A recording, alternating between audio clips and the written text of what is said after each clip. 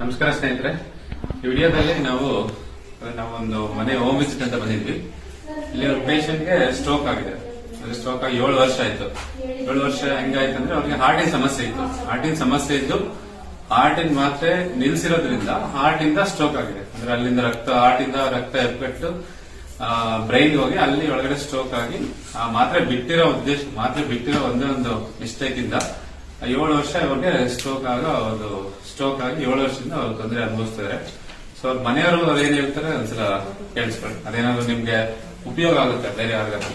ನಮಸ್ಕಾರ ಸ್ನೇಹಿತರೆ, ನಮ್ಮ ಮನೆಯವರಿಗೆ 2008ರಲ್ಲಿ ಓಪನ್ ಹಾರ್ಟ್ ಸರ್ಜರಿ ಮಾಡಿಸಿದ್ರು. ಟ್ಯಾಬ್ಲೆಟ್ ಕೊಡ್ತಾ ಇದ್ದು ಮಧ್ಯ ಒಂದು 4 ತಿಂಗಳು 3 ತಿಂಗಳು ಟ್ಯಾಬ್ಲೆಟ್ ನಿಲ್ಲಿಸ್ಬಿಟ್ಟಿದ್ರು ತಗೊಂಡಲೆ. ಅದ್ರ ಈಚೆಗೆ ಸ್ಟ್ರೋಕ್ ಒಂದ್ಸರಿ ಲೈಟಾಗಿ ಸ್ಟ್ರೋಕ್ ಆಯ್ತು. ಅದು ಕಾಣಲಿಲ್ಲ, ಅವ್ರ ತಾಯಿ ಮನೆಗಿದ್ರು. ಆಮೇಲೆ 2ನೇ ಸರಿ ಆದಾಗ ಪ್ರಾಬ್ಲಮ್ ಆಯ್ತು. ಅವಾಗ ನಾವೆಲ್ಲ ತಗೊಂಡೋಗಿ ಸ್ವಲ್ಪ ರೆಡಿ ಆಗಾದ್ಮೇಲೆ ಯಾವ ಶುಗರು BP ಏನು ಇರಲಿಲ್ಲ.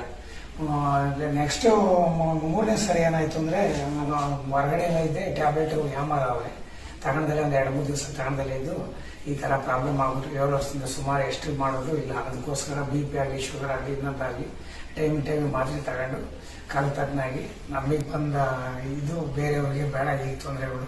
7 ವರ್ಷ ಆಯ್ತು, ಮಾತಿಲ್ಲ, ಸ್ವಾಧೀನ ಇಲ್ಲ. ಆಚೆ ಕರ್ಕೊಂಡು ಬರಬೇಕು, ವಾಶ್ರೂಮ್ಗೂ ಕರ್ಕೊಂಡು ಹೋಗ್ಬೇಕು.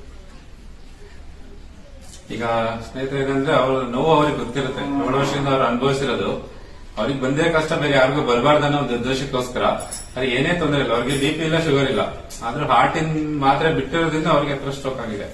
ಸೊ ಈ ಮಿಸ್ಟೇಕ್ ಯಾರು ಮಾಡಬಾರ್ದು. ಅಂದ್ರೆ ಇದರಿಂದ ಬೇರೆ ಜನಕ್ಕೆ ಹೆಲ್ಪ್ ಆಗ್ಲಿ. ಅಂದ್ರೆ ಎಷ್ಟೇ ತೊಂದರೆ ಇದ್ರು ನೀವು ಹಾರ್ಟಿಂದ ಆಗ್ಲಿ, BP ದಾಗ್ಲಿ, ಶುಗರ್ ಆಗ್ಲಿ ಯಾವುದೇ ಮಾತ್ರೆನೇ ಯಾವುದೇ ಕಾಲಕ್ಕೂ ಮೆಡಿಸಿನ್ ಬಿಡ್ಲೇಬಾರ್ದು. ಅದು ಡಾಕ್ಟ್ರು ಹೇಳಿದ್ಮೇಲೆ ಅದನ್ನ ಕಾಲಕ್ಕೆ ತಗೊಂಡ್ರೆ ಯಾವ ತೊಂದರೆ ಇರ್ತಿರ್ಲಿಲ್ಲ.